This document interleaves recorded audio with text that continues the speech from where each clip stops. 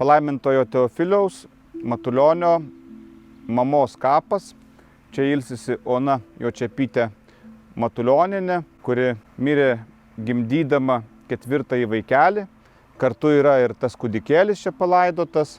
Mirdama visus savo vaikus paaukojo švenčiausios Jėzaus širdies globai.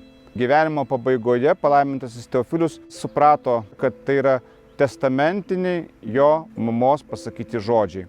Jėzaus širdies globa ir Jėzaus širdies pamaldumas jį visada lydėjo. Arkivyskupo mylėtojai pastatė šį paminklą ir šis paminklas liudija tikrai šventos moters palaidojimo vietą.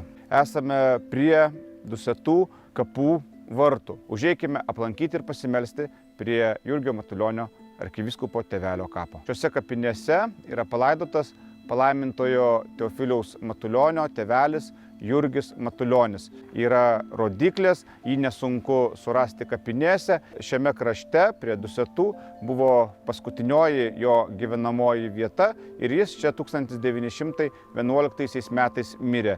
Taip pat Dusetose yra palaidotas ir Teofiliaus Matulionio bendražygis kunigas Mykolas Bugenis, kuris kartu su Teofiliumi Matulioniu 1933 metais spalio mėnesį sugrįžo iš sovietinių lagerių, jie kartu kalėjo Solovkų lageryje. Grįžus į Lietuvą išliko gerais draugais ir tuo pačiu Viešpaties vynuogyno darbininkais.